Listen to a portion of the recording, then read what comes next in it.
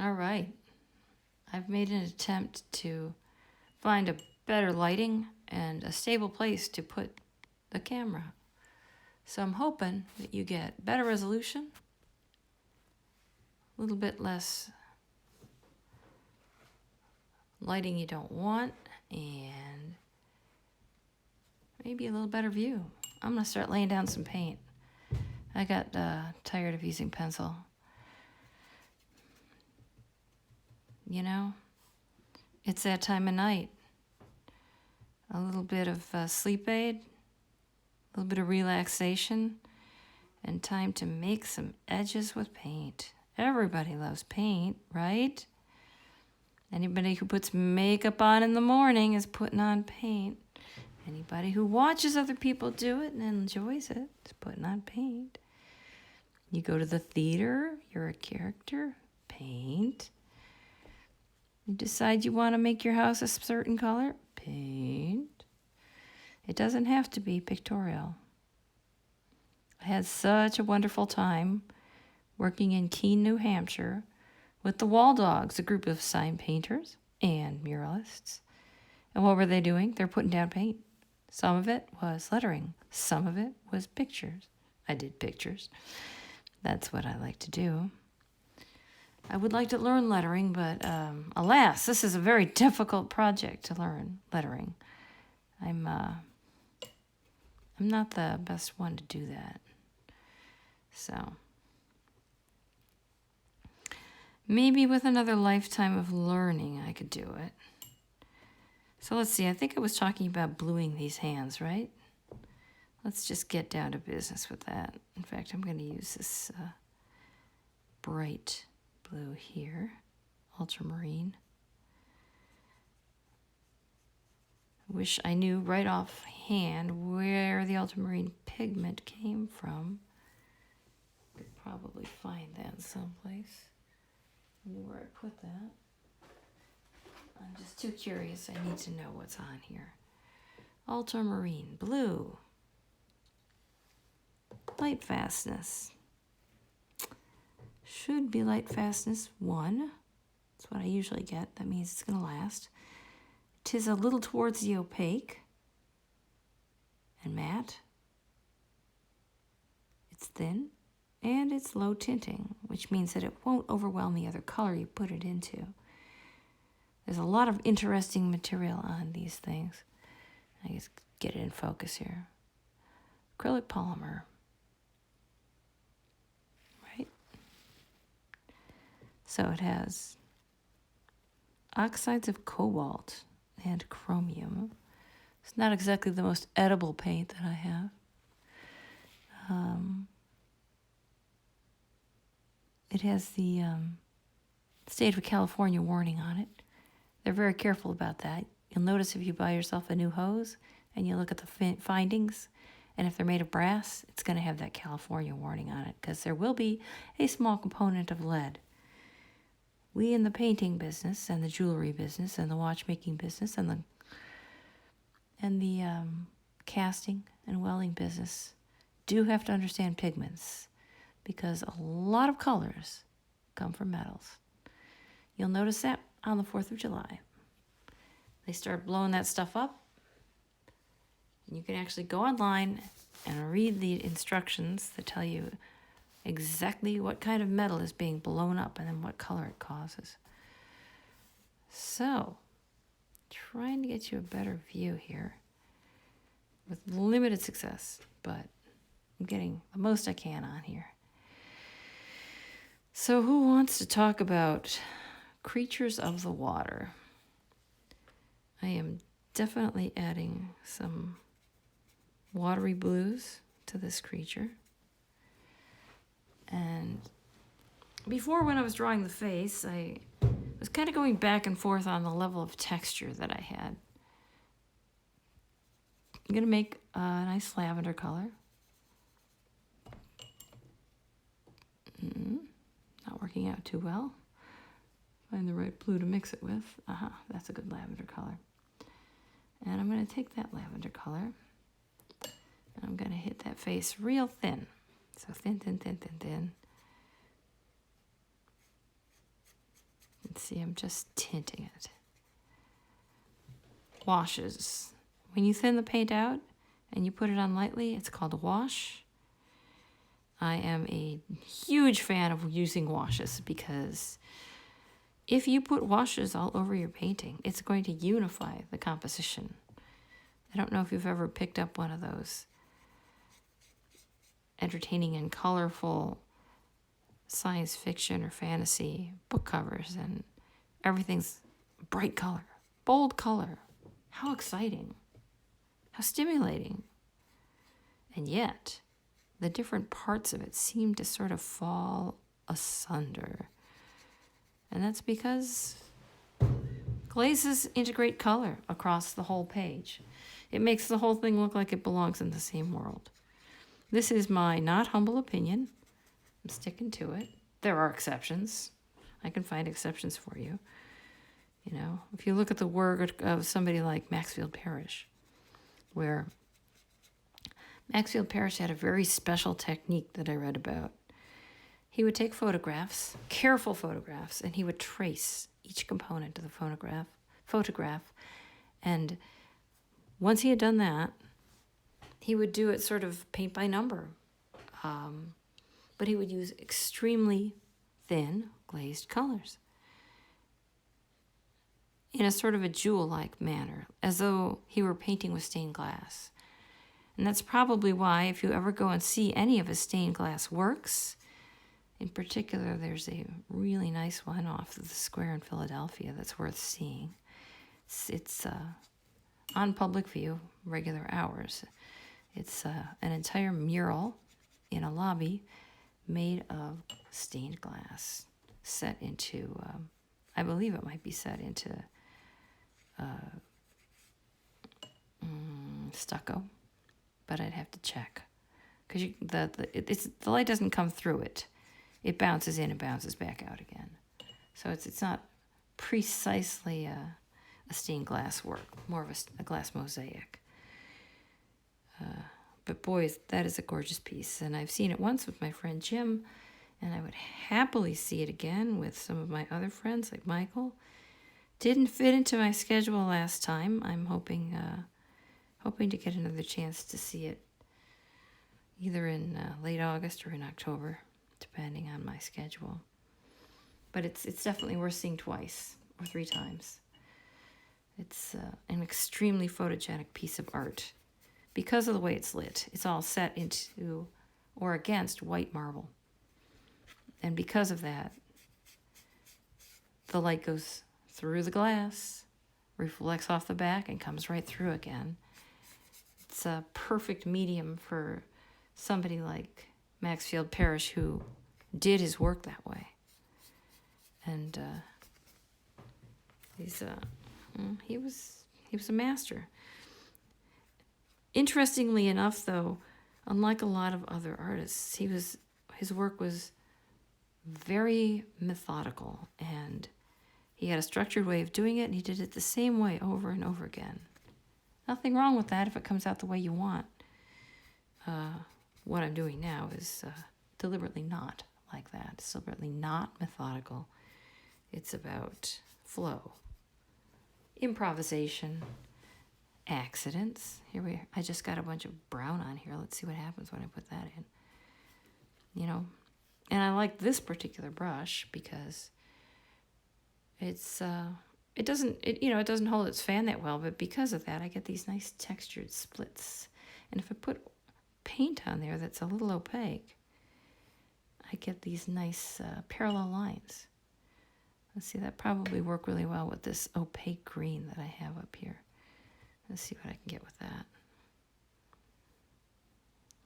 Decide where I want it. There we go. Opaque green, maybe a little too much opacity. I'm going to try down here. It's a very bright green. I love this color. Some of the colors that I buy are not traditional artist colors, but the craft colors that you can get in the craft store. And again, I have to check the label and make sure that they're made out of things that won't fade terribly. You can make mistakes that way. You can come up with something that that's made out of a pigment that theoretically won't fade, but they've used a lower grade. It's also true of student grade colors that you can buy. If you buy student grade art paints and you start working with them, you'll soon find that the levels of pigments ground into them are much lower. And that can lead to no end of frustration. On several occasions, I've had somebody give me a gift of free paints that were from one of those student sets, and I was, I had to use twice the paint, and it wouldn't cover properly, and chaos ensued. Chaos, I tell you, chaos. Paint chaos is when the pigment you put on is not what you expect, and for that reason, some people grind their own pigments, and I very much admire people who have the patience to do that, particularly if they're making work that resembles or redoes antique work. Peter Fodor-Deus does this with his calligraphy. He will grind the shell into the, he'll grind the gold into the shell using rabbit skin glue and other kinds of traditional components. And these things are just not just plain hobby behaviors. Some of those components last far longer than their modern artificial varieties. So it's not merely to see if you can do it. It also stands the test of time. So Klesson is also an outstanding artist who does that sort of work. And I look at their work with great awe and respect. And they're good people. They're good, caring people who, like my favorite artists, most of my favorite artists, don't just do the work to see what it looks like. They think about why they're doing it and what it means. Who is it for? How does the story that you're telling affect people? How does it make them feel? Does it give them joy? Does it speak to the greater glory of creation? Is it provocative in a way that makes them grow? Any and all of these ways of doing things, I admire. I can't be sure I'm doing that right here. That's kind of, I would call that a judgment call. If anyone has something to say in particular about this, I would love to know this.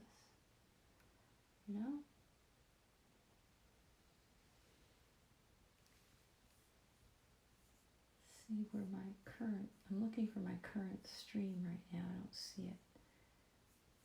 Where is my current stream? One moment, please. I should be showing a current stream right now. With a brush.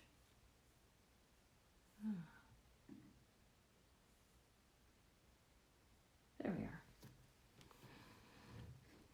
I'm wondering if you were seeing that, or if you were seeing the last stream I put up. Would be interested in the comments to know who is watching and what you're seeing. So, laying in paint can be a little bit more risky. You can add or lose aspects that you would otherwise want to have. And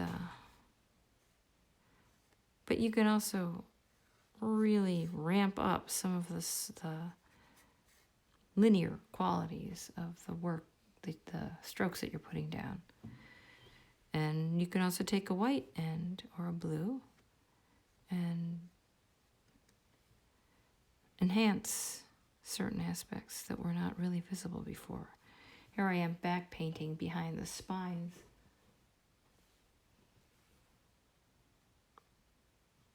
In a sort of an opaque color. And what this does is it puts the hand on the same plane as the spines, but with just the spine sticking out front. It also gives me the opportunity to extend some of these linear features that come off of the facial spines of this watery lionfish creature who stands behind the veil, the not yet visible veil. In fact, I'm going to start making some aspects of the background that are darker versions of what the veil should look like. Imagine someone standing inside and behind a waterfall. And the purpose of the waterfall is to provide an interior sacred space where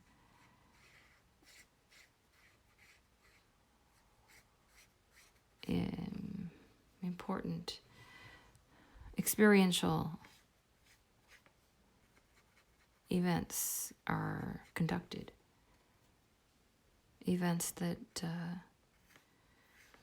have to do with feminine identity, life, death, the universe, and everything else. Imagine what you could do in a hidden waterfall grotto where you could make sculptures. I think this is a place I've been. I do not believe that I am depicting it exactly as I remember it, but I'm trying, and that's my purpose right now, is to try to remember these sort of hidden things. You know, they could be personal memories. This could be me taking bits of Chagall and throwing them together with Edvard Munch and Alphonse Mucha.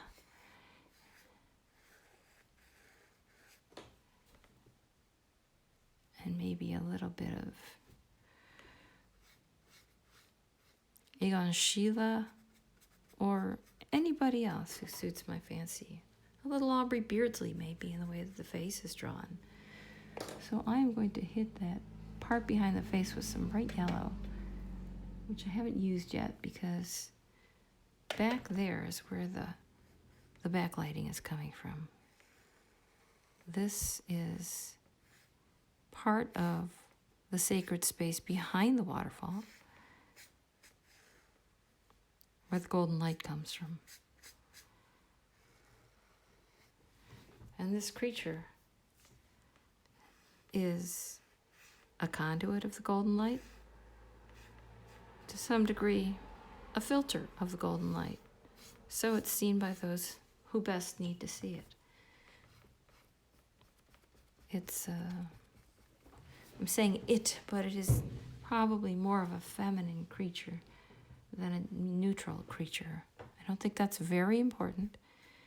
It's not something that I would fight for with regard to the meaning of this piece. In fact, because it's all improvised, I'm not sure I would fight for any of the meaning of this piece.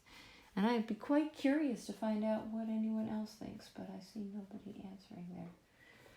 My one viewer, I will say, what is your personal story about this piece? Question mark. Hope I spelled that right. So, now on this side, I am infilling with an orange. And sometimes I don't know why. Sometimes it's just a question of balancing the color.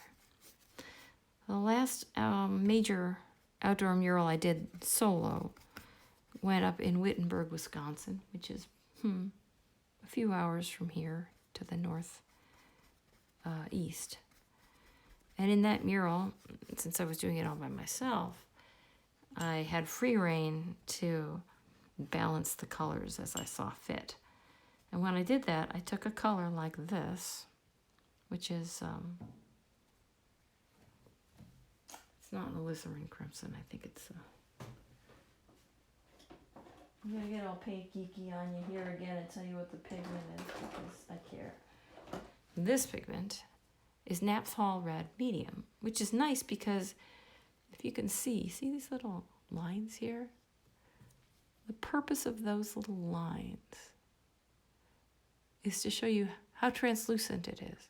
So it's a somewhat translucent pigment, but if you put enough on, it's not translucent anymore. It's opaque. This is also true of my favorite color probably, which is burnt sienna, and my second favorite color, which is a similar component. This is a red oxide, or also known as a Venetian red if it's a little bit warmer. But these are earth pigments. They're ground up earth. And because of that, because they're clay, they have, when they're thin, and when they're not, they're not. Clay is made out of many different flat fragments, like if you've ever seen mica, or if you've ever seen the layers in puff pastry. These flat fragments, when spread out lightly, are transparent. And when piled on top of each other, they block more light. So what you end up with is a lot of variety, a lot of versatility in how you can lay down that color. See, I'm laying that color down very loosely over here by the hand. My little thing didn't work that well. So you can see that that area by the hand is filling in nicely.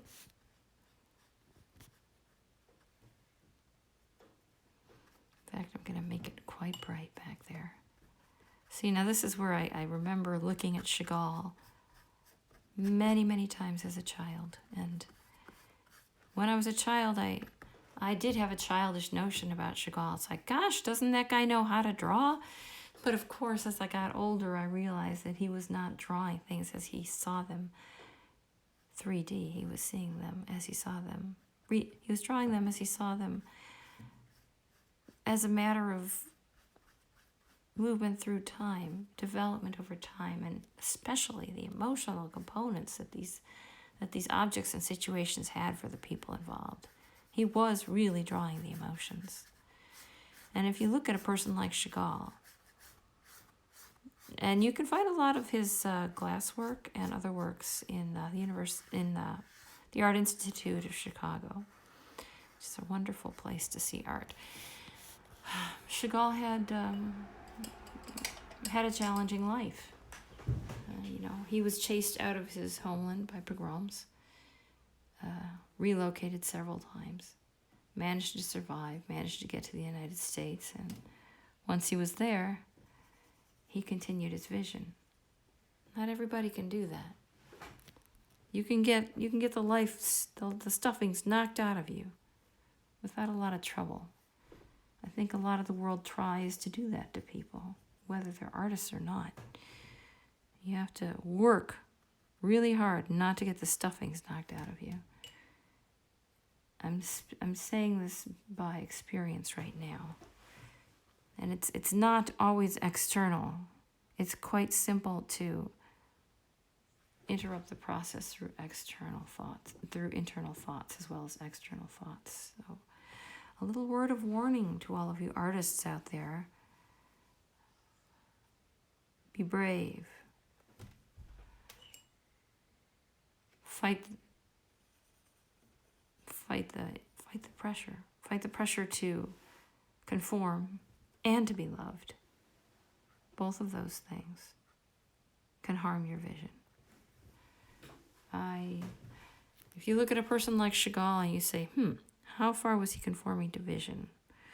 Well, yes, he was certainly reflecting the colors and the forms and the feelings of the culture that he came from. The stories from the Talmud, the indigenous stories, the Kabbalistic stories, all of these things were important to him, and He represented them beautifully. The color, the line, the idiosyncratic, I would say, in retrospect, I would say it's magic realism, because magic realism happens when you experience something in life and it seems perfectly normal to you, but to the outside world, it's magic. It's unrealistic. And yet the way that it's experienced and depicted is very realistic. It has details in it that are totally mundane and totally otherworldly at the same time. For me, that's the big dead giveaway that what you're seeing is not real. That's my matrix button right there. It says like, this is what a poet does. A poet sits down and looks at an ordinary place with rocks in it. Just completely, a gravel driveway. And in that gravel driveway, what do they see? They see everything. They see everything they've ever experienced. They see emotions. They see lives. They see dreams. They see reflections of creation itself. A flower upon a crannied wall. I pluck it, roots and all. The flower in the crannied wall represented all of creation to the poet. It wasn't just something to yank out and look at. It's a marvel. Like every single breath is a marvel. Like every single stroke is a marvel. The people who made these paints, where do they come from? Where do they live? Where was this paint made? This paint was made in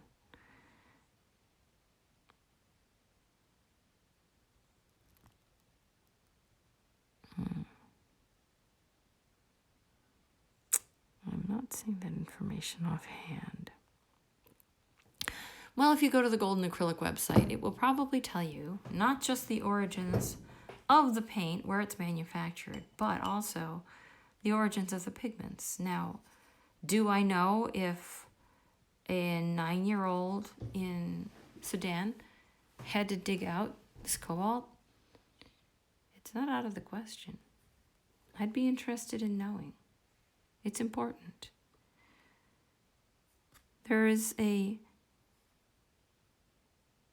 conference that I go to in Madison, and it's called WisCon. It's mainly a literary conference, although the art show has been growing by leaps and bounds. Very, very high quality. Beautiful work. But the thing that really sets it apart as a literary conference is that people don't just go there and say, this is what I'm working on. Isn't it cool? It's really hot. What a nice idea. Wow, innovative. Everybody's buying it. No. They take that same book and they pick it apart and they say, why did you say that? Why did you build your story that way? Who are the people in it? Who are the creatures in it?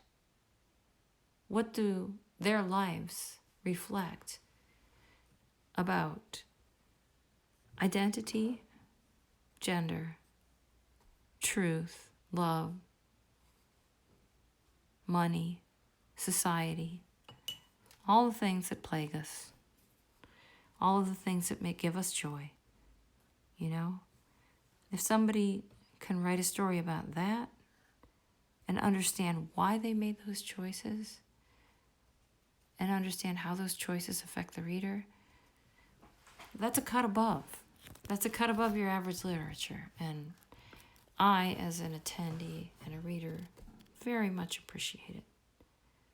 Yes, there are times when I feel challenged to the point where I can no longer enjoy the work. Something I have to figure out for myself. And it's intentional. It's like, what kind of a regular reader are you? Are you ready to accept these usual presumptions and specifications about what a book's supposed to be? Is this what fantasy art is supposed to look like?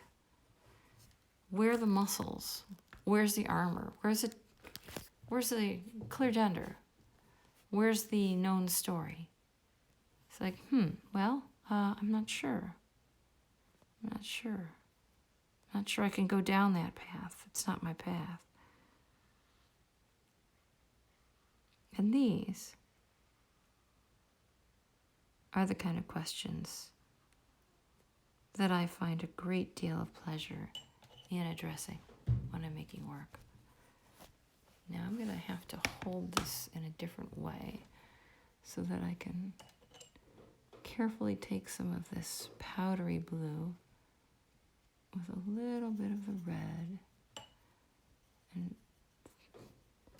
I'm going to thinly apply this to the face, and I'm going to add more white. My purpose is to not put that color on there. My purpose is to knock back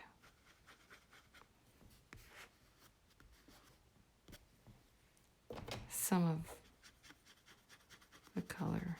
See, now I just made a mistake and I have to work with it. At this point, it looks like I'm going to take half the face and put it into the brown color scheme. Leave the other half of the face in the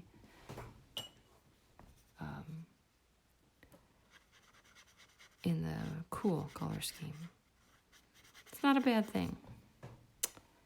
I took a workshop from an artist, a children's artist whose name escapes me, and if I remember, I can put it into the list somewhere. But this children's artist had a very unsettlingly wonderful technique where he would paint the items that are in the far background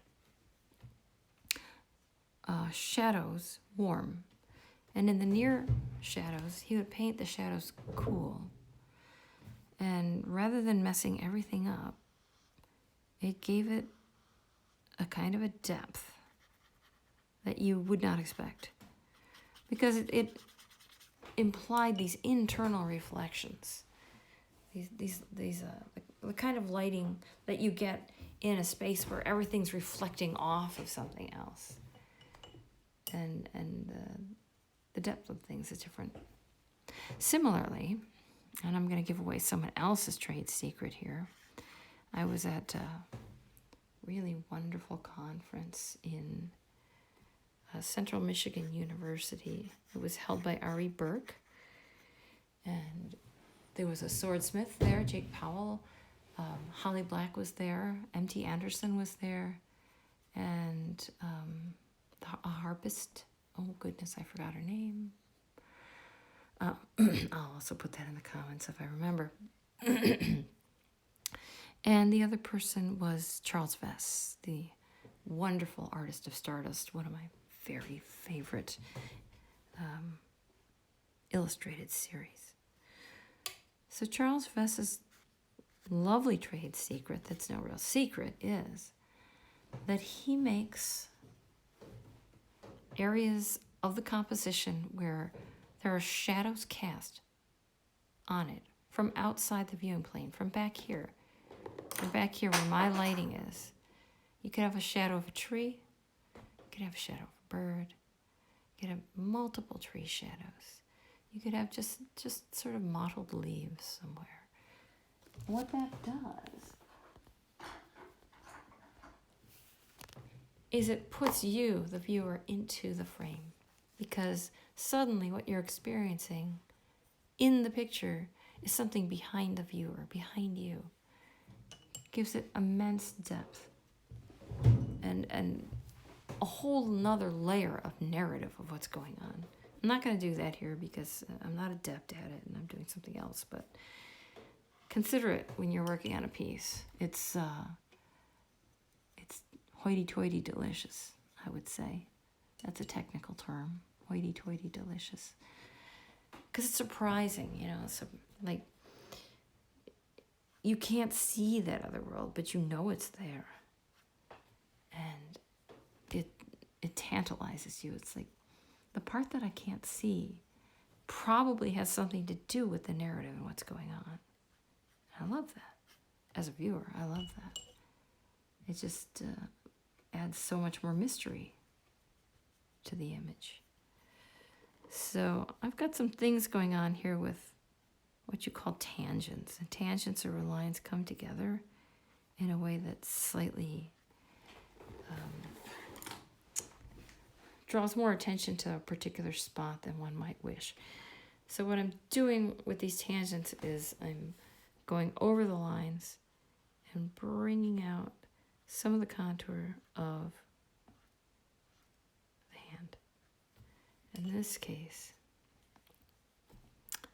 the hand is a little translucent as well, and it's also a little bit fabric. It's a little thin. Now, all of you anatomy experts right now are looking at saying, those hands are a lot smaller than the face. And I'm thinking, yes, you are correct. This is what we call improvisation, aka artistic verisimilitude. A lot of people actually wouldn't ask about that, but if they do, I don't have an answer. I say, maybe these hands need to extend a little bit. Maybe they need to blend into the background. It doesn't make them look larger per se, but it does make them look more engaged with the rest of the figure.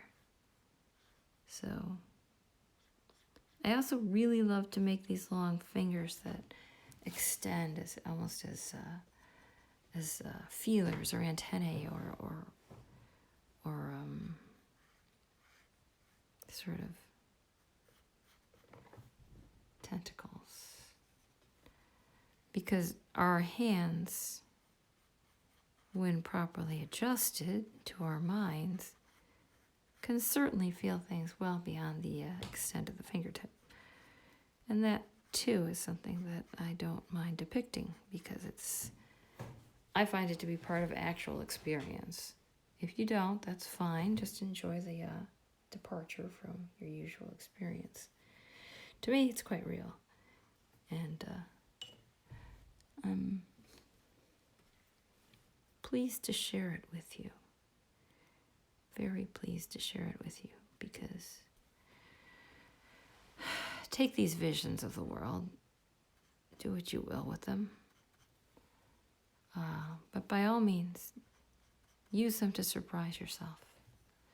I'm on the property of an extraordinary poet, permaculturalist, and man of great thinking, Michael And, who started this Dreamtime Village art colony and permaculture forest decades ago. And one of the things that he believes in is spontaneity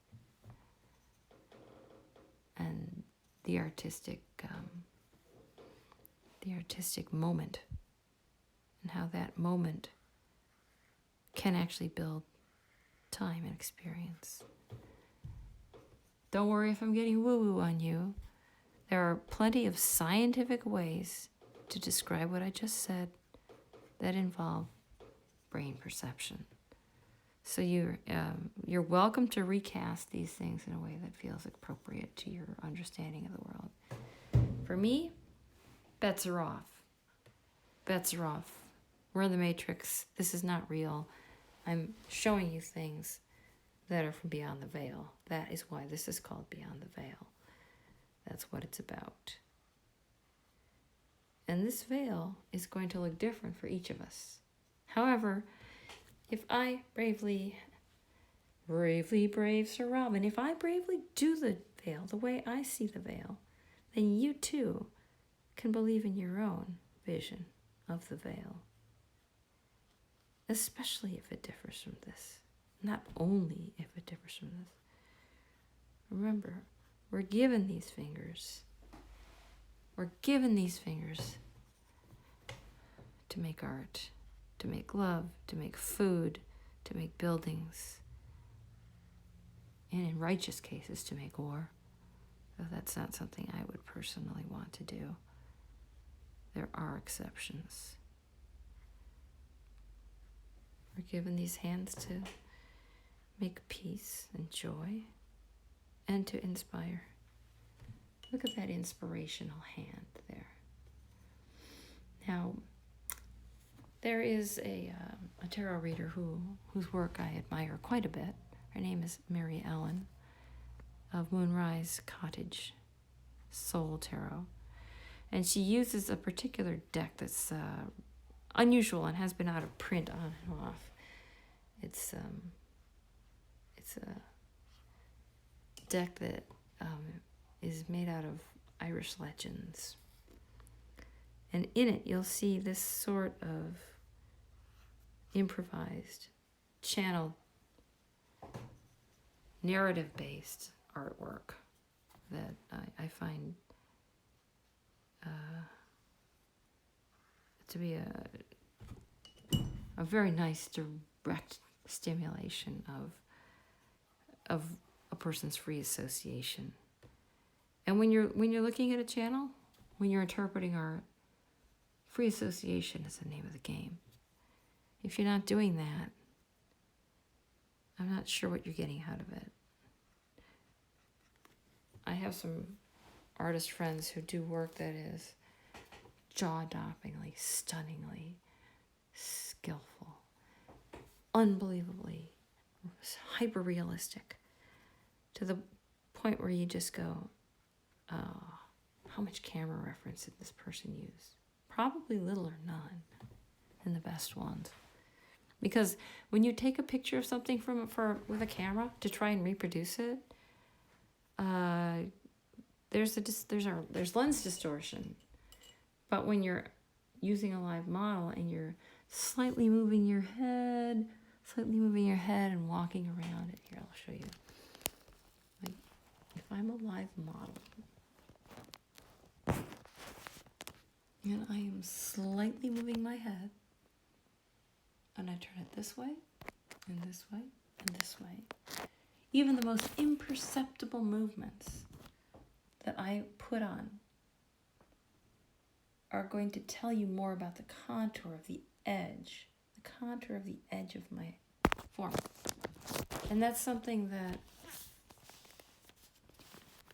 cannot be easily reproduced by working from photographs. If you work from multiple photographs, or if you make yourself a 3D model, it helps. It helps a lot. But you're not gonna get the same thing. It's just not. So I'm going for some slightly bolder, higher contrast items here. I may even hit it with some bright red or pink because I want these components to be quite evident.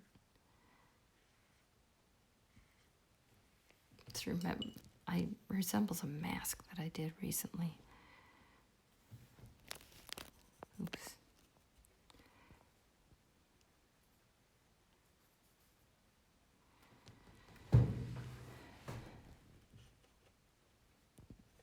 So I'm not going to give an intellectual reason for the sudden use of the addition of color. It's really much more aesthetic. It's more, aha, look at me. Here's a spot that wishes to be a stronger linear element in the composition. And therefore, let's give it its due.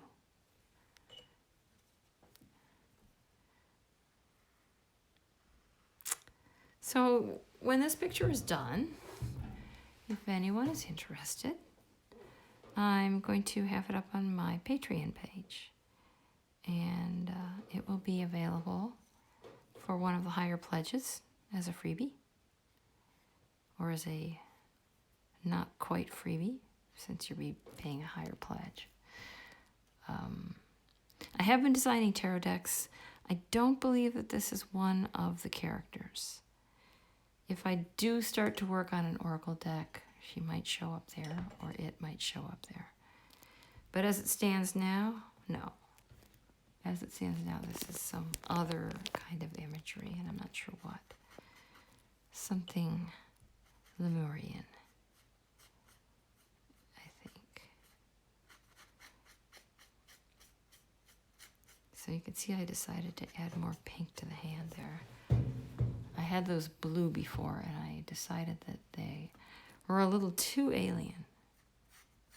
And I want there to be a certain warmth to this picture where you can like understand this, relate to this person. When I give stories, give talks about the history of trolls in art, particularly Scandinavian art, mainly Norwegian, but some Swedish, Danish, and Finnish, and Icelandic. These trolls represent the parts, the hidden parts of our nature, where things that might not be talked about in polite Scandinavian culture, things that might be hidden.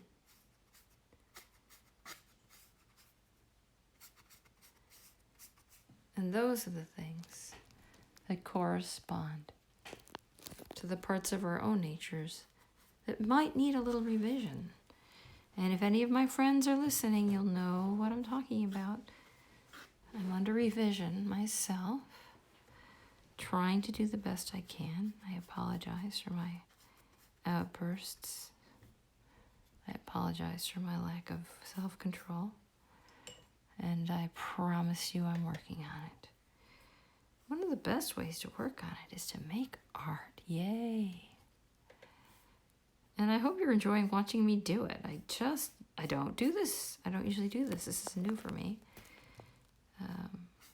I used to be so terribly self-conscious about doing art in front of other people.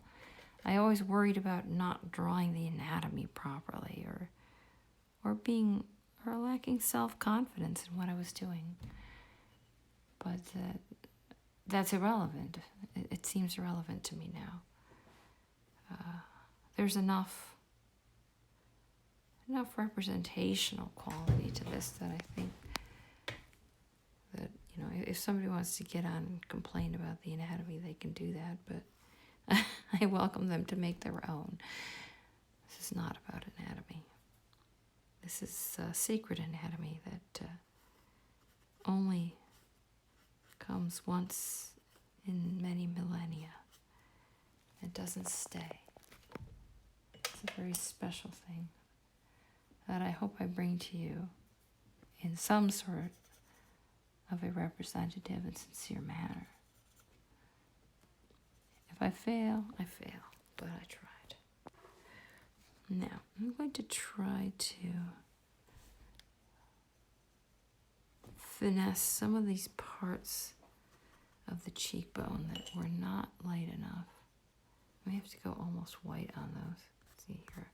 Here's the magic part where I wipe some off, right? It's like, yeah. There are ultimate limitations to my standards where it's like, if it's not good enough, it's not good enough. And that particular amount of dark paint right there is not acceptable. So I'm going straight to the white. And I'm going to make an attempt to finesse that, which on layer 1 is a bit dark, but on layer 2 may be closer to what I had in mind.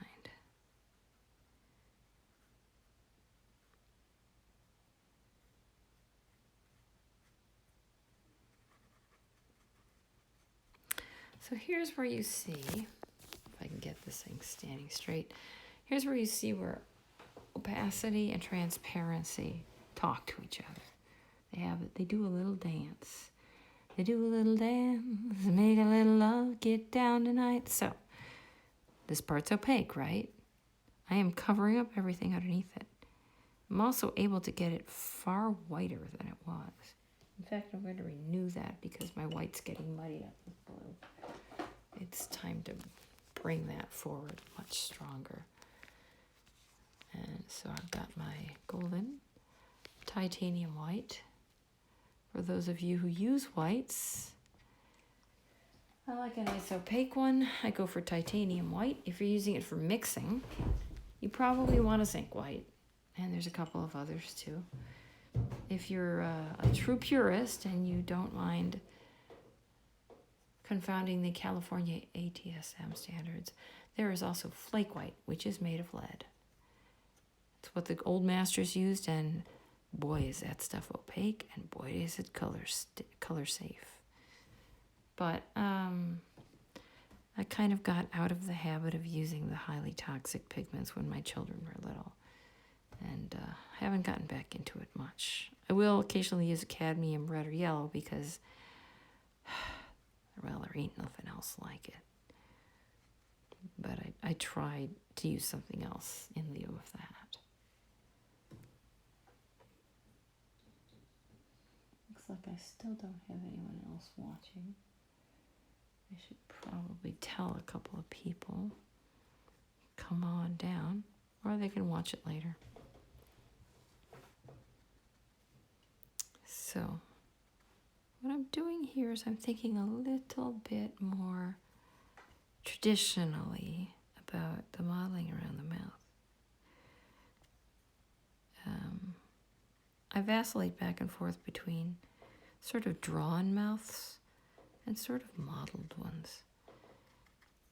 There's a lot of satisfaction, as I said in my previous video, about elements of the face that the brain devotes the most attention to recognizing being well modeled, or being suggested in a way that corresponds really well with a quick glance.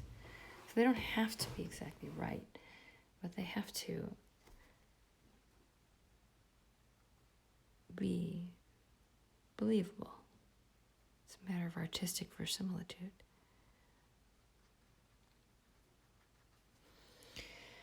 I'm very much hoping to get into doing some even more miniature work, and maybe that'll be a surprise for you. Some upcoming video, I'll be painting a lot smaller with enamels on metal, and you will see what that looks like. I'm also considering taking a few classes in landscape enamel painting, where the glass enamels are fused on, makes them more durable than a latex enamel paint. But that's a little bit down the road. Requires some equipment and some training that I don't have access to just now. So, what's wrong with this picture?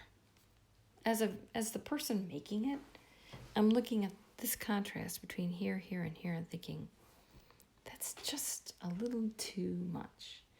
So I'm going to mix in a little yellow and a little brown. And I'm actually going to hit in there with something that's a lot closer to a flesh tone, or at least to a warm tone, and bring that forward.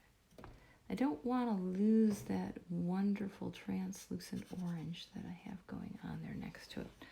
So I'm going to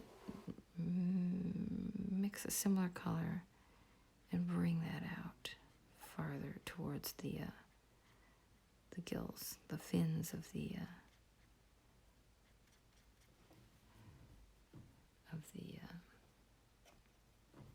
lionfish-like structures that this creature has. Whee! Are we having fun yet? Do we have happy little trees? I think we've got some happy little trees here. In fact, I won't put trees in here, but I can put some seaweed, a little bit of kelp. Anyone who's seen kelp washed up on the beach will certainly recognize the beauty of that stuff. Maybe I'll take a quick break here from overworking that spot, or nearly overworking that spot, and put some kelp in.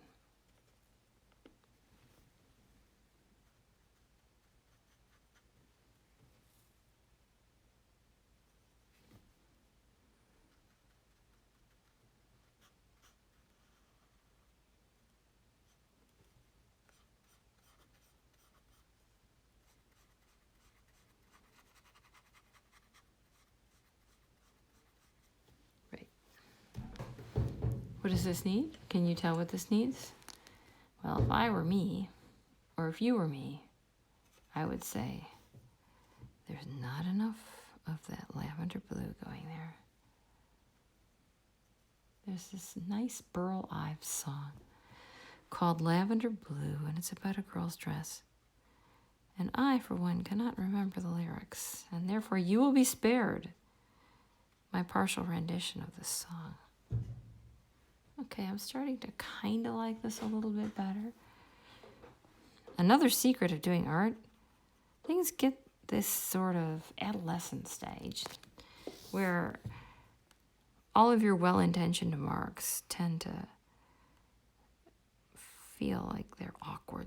They're awkwardly placed.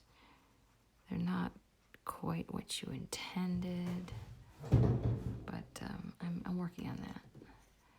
For instance, the red marks on this side really need a little bit more nuance so that they match a little bit more of what's going on the other side.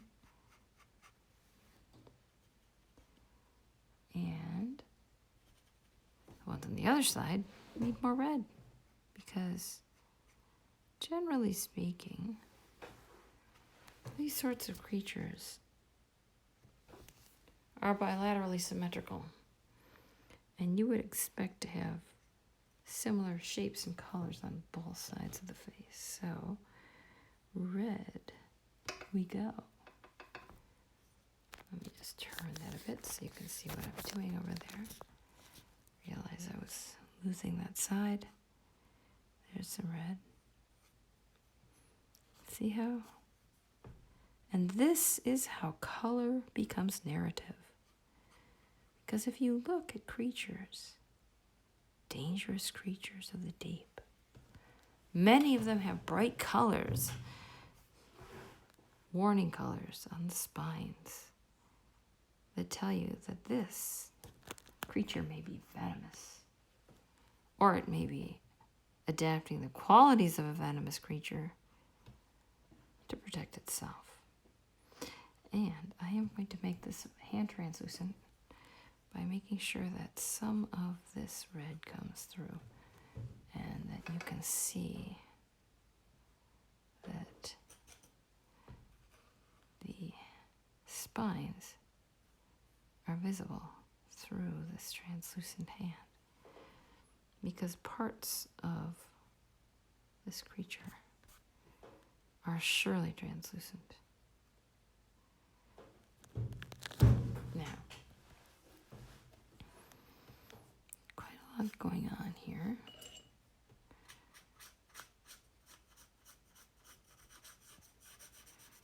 Losing a little bit of the sense of the blue and green that was coming off the top of the head before.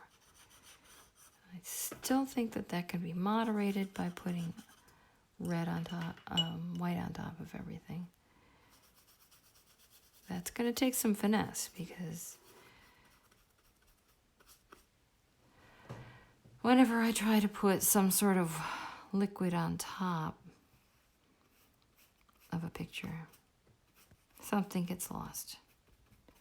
Sometimes the right thing gets lost. Sometimes the part that gets lost is the part that was too prosaic and obvious and expected.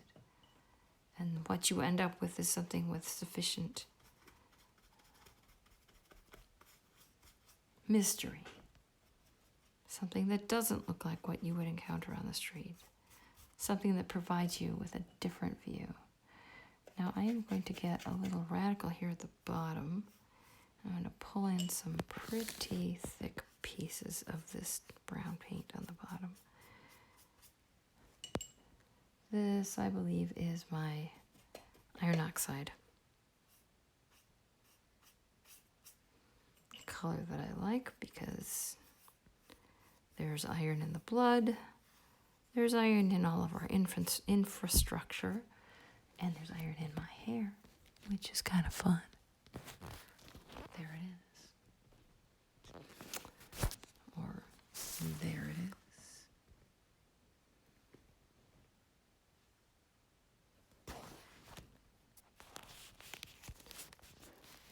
every artist does a little something anthropomorphic or personal. For me, it's this iron oxide on the bottom of this painting. And I will go down farther and show you what that means. See that? Oh, wait till I get a better setup with higher resolution. It's going to be a lot more fun. But I do hope you're enjoying it anyway, despite the current technical limitations. Now, there might be something that you've noticed about this in contrast to the original drawing. And that would be the fact that things are getting a bit muddy. When that happens, two things help. One, more muddy. And that is to say, add more color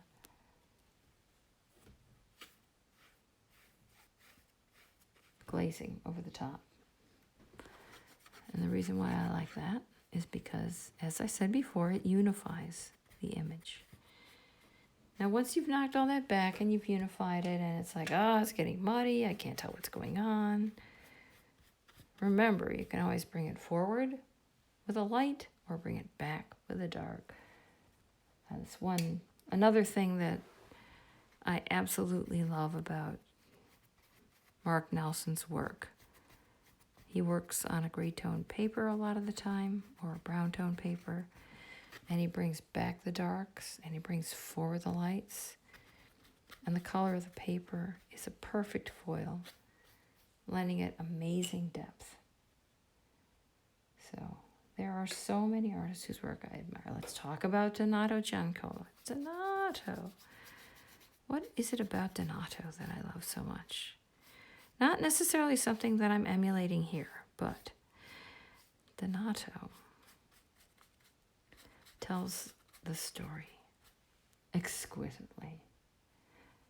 And if you look at his earlier work, he was telling stories more in a compositional and structural way.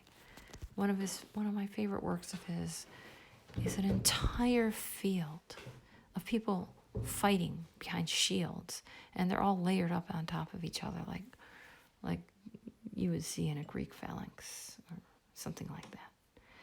And the way that they're layered up, you can see their shield patterns beautifully, you can see their faces beautifully, you can see their fear and their triumph and their anger and all of the emotions that happen when you're asked, forced, coerced, called to fight a battle.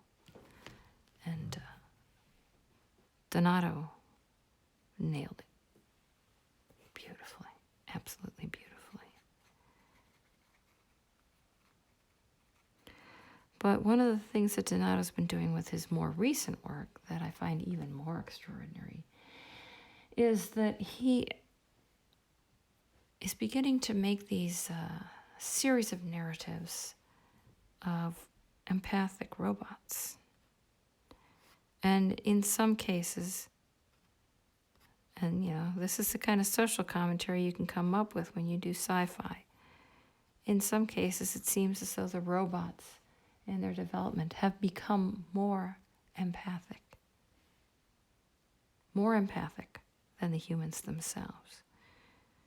And that's a wondrous mystery.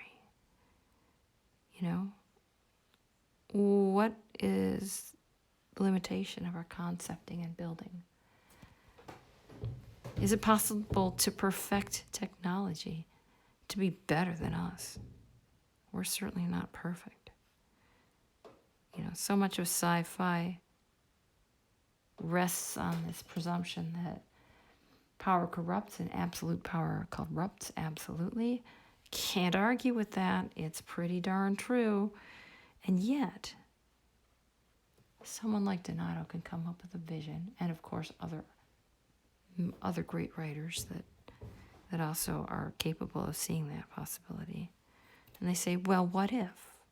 This is speculative fiction. It says, what if? What if robots don't take over?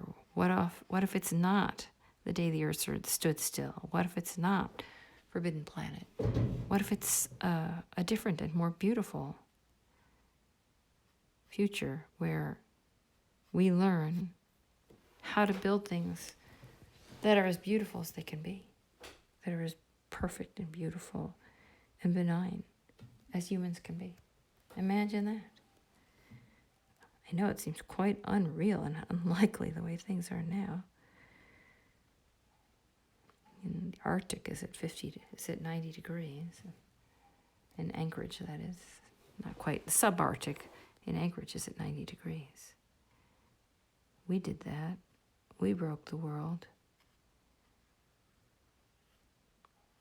We broke the world with our greed, our need. And yet, it does not have to be that way.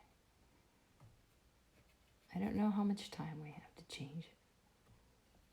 But it seems like any moment that you take to make it better is a moment that is worthwhile.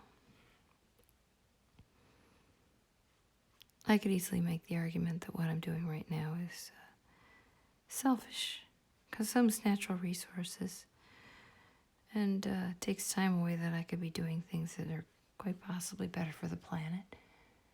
But who needs light? Who needs light and joy? There could be some light and joy here that somebody needs. When you see me doing this, do you think, I could be doing that?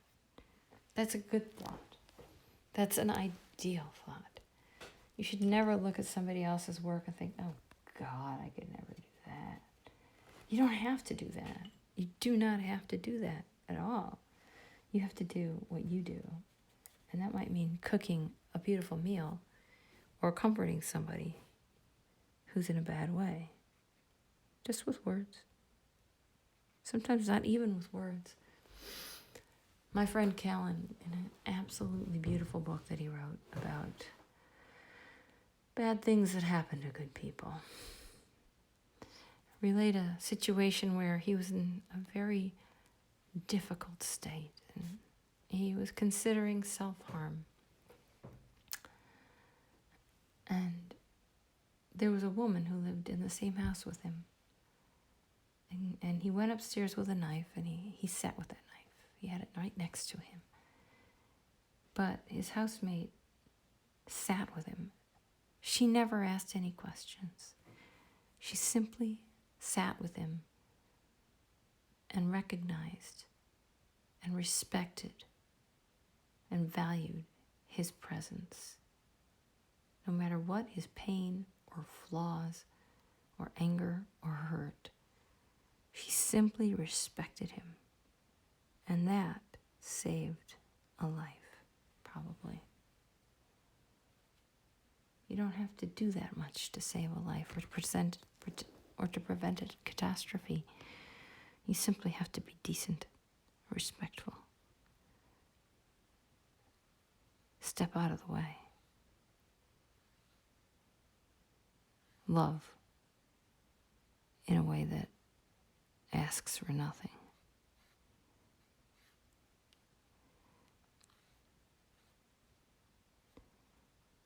Remember, I'm not making any such claims when I do this work. But if you get something out of it, by all means, thank me, sub. Tell your friends.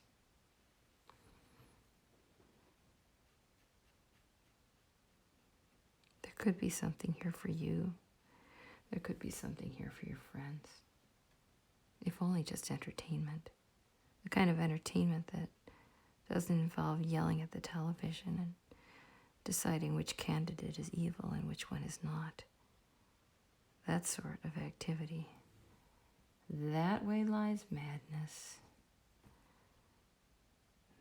That way lies playing both sides against the middle. And I cannot stress enough that if you put your energy into that, your energy is no longer your own. And your freedom has been subsumed.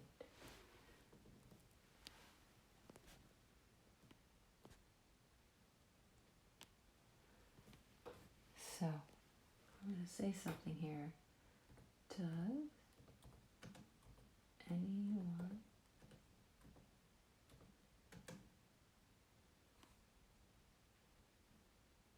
think that creativity,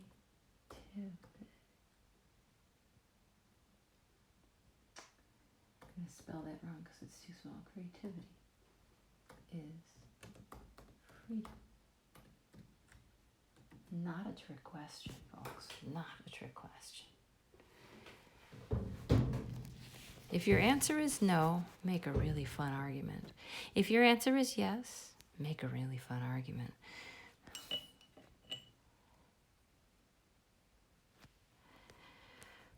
It's so nice to be here in the middle of nowhere. And I want to tell you a little something about this middle of nowhere. This middle of nowhere is an art colony that has existed for quite a long time and was beloved and active. And you'll see now that it's a little bit of a shell of its former self, but the energy's still here. And if you ever want to come up and visit and do some work here, I think you'll enjoy it, because there's a residual feeling and work all over the walls of the kinds of creativity that have happened here. The kind of creativity that questions norms. And there's a retro feel to it too, if you like that. And there's some wonderful retro books here. Retro is a good thing if you reread it and reinterpret it under current conditions. It can be very illuminating that way. Very illuminating. Because I'm one of those people who is a proponent of reading historical books with their historical language in them that's offensive these days. Why? Because in the day it was written, it was not offensive, and that itself is a revelation. That's an understanding how things have changed. The fact that some people would still accept them is also a revelation. How did that happen? How do people forget? Why did generations forget? As soon as the people who experienced it directly die off, we're back into thinking fascism might be a nice thing. Well, oops. Somebody warned you against that. Just because they didn't experience it directly doesn't mean that it's something worth reconsidering. You know? Doomed to repeat our mistakes. But let's talk a little bit about Our Lady of the Veil here, who is not yet behind the veil. Oops, I'm shading her, aren't I? Let me fix that. I had that fixed before.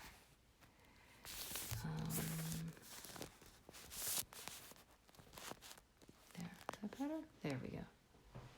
Now you can see her better. There is, by the way, a color differential between what's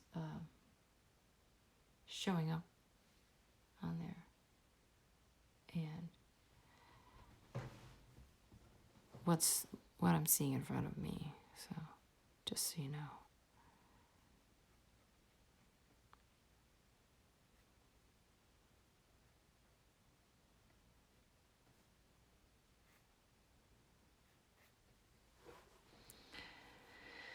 So, I may be getting a little tired. As a lot of artists know, the way to tell if you're getting tired is if you start making marks that seem like a good idea at the time, but perhaps are not exactly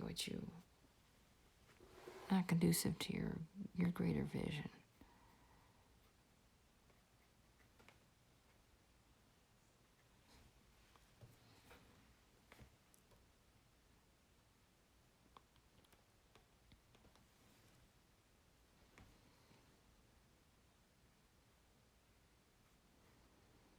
So here I want to give a little shout out to some of my friends who might watch later. I'm thinking of you. I wish you were here. I wish you the best. And I vow not to be a pain in your butt in the future. I'm going through some complicated self-realizations, and they're not very pretty. But I do hope to shine better than I have in the past. And I do ask for your patience, waiting for me to do that. If you will give it to me. So look at this. Now suddenly I find myself painting feathers onto her hair, which is okay. That's good. This mask has feathers on it. As you know, my name is Primary Feathers. A little story behind that is that I was following a YouTube channel, and I wanted to chat anonymously, and I just made up a name. Primary Feathers. Because I love birds, and I love primary feathers. But over the years, it's gained a lot of other meanings as well. About taking flight. About being the phoenix. About learning one's capabilities. About worrying less and less about who's on the ground and more about what's over the next mountain. And so, I try to do things a little differently. And here I am trying to do something a little differently.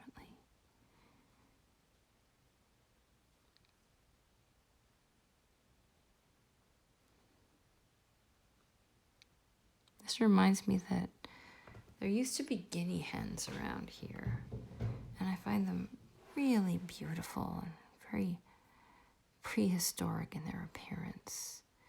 And I love the little spots on their feathers.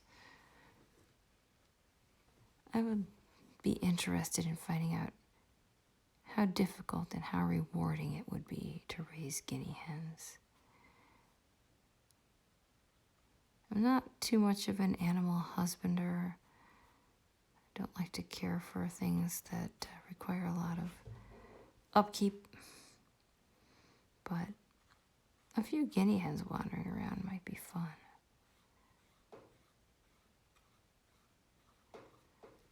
Maybe I could get a friend to take care of them for me. So, I'm not going to finish tonight. However, as a matter of personal satisfaction, I would like to lay in some really dark red around the eyes, lips, and nose, the places that I mentioned earlier when I was doing the underdrawing. Note that not too much of the underdrawing is showing right now, but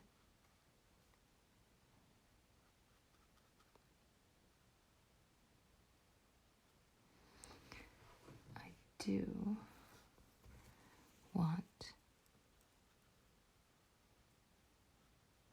these natural color contours to be evident. And also a little stylized. I'm sure you noticed I do that already. Stylization. Now,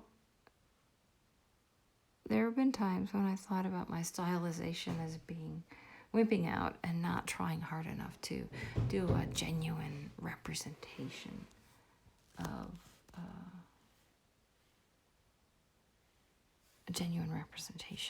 a person or a thing.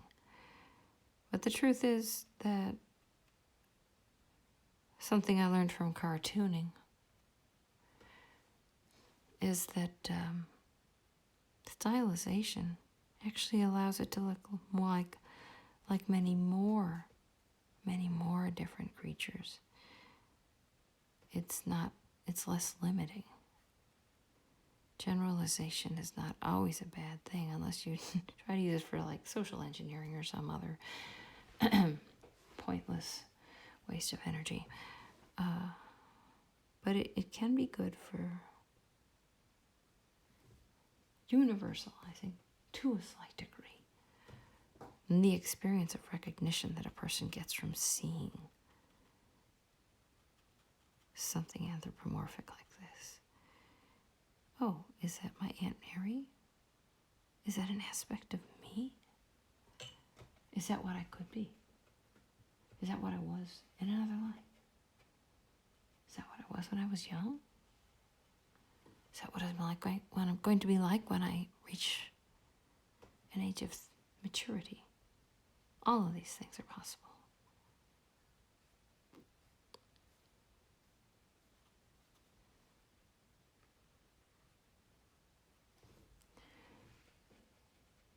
Possible and desirable. To become what we really are is highly desirable. And that may be physical appearance, or it may be something invisible. My personal experience of the world visually as an artist is that everyone and everything constantly changes. I've gotten some very strange looks from my friends when I've mentioned this. I said, doesn't everyone appear to look different to you all the time? I mean, really. From one moment to the next, from one angle to the next, people look different. They really do. Different lighting, different coloring, level of well-being, the amount of sun they've had, whether they're having a good hair day, whether it's late at night and they're a little bit out of it, if they've been working all day. Also, if they're happy or sad. Yes, they're different people, completely different people. And I further contend, enjoy it or not, that we all change all the time during our lives. You're certainly not who you were when you were 3. That's a very different person in shape, character, personality, everything. It's a different person. And yet there's parts of you that are absolutely you. Nothing can change that. Even extreme brain damage, dementia, there's still some component that is you and nobody else but you. You and nobody else but you. I wanna be loved by you alone. Boo boo be doo. I wanna be kissed by you. You and nobody else but you. I wanna be kissed by you alone. Boo boo be doo. And then, of course, that component changes. Alas, we all change. But boy, that moment, that very moment, ooh, would it be nice to make that moment last? Better yet, it would be nice not to want that moment to last, to be able to live with it not lasting. That great big piece of board that I showed you earlier today, if you watched my previous video, is very much concerned with that question of who we are from one moment to the next, and how those changes are liberating, joyous, wonderful, thrilling, and sacred. Excuse my use of the term, sacred. These changes that we make over time are sacred. They're exact reflections of our experiences, our growth, our understanding, our pain, our disillusionment. I recently made a comment under my friend Mikael's photo And I called his face a story because that's exactly what it is. And he has certainly been through some harrowing chapters of late that I will let him tell you about, not my place to say. Forgot to say that using your finger to smear stuff, priceless. I absolutely love smearing stuff. So here's a absolute artistic verisimilitude. No, the hand is not shaped like that. No, it's not. And why am I doing it that way? Because our minds are capable of stylization. The purpose of stylization is to simplify what's being shown so it makes it easier to understand. Too much detail overwhelms us. Yeah, I was talking to my friend TL, tarot reader, about this yesterday. When you make a chart where you leave out things, or you make a drawing where you leave out things that are not relevant to the narrative, you're actually making it a lot easier for the thing to be understood. And that's a great service to the person seeing it. Okay, so there should be a long German name for this, but there's a part of painting where your marks begin to get redundant and sometimes begin to fight with each other.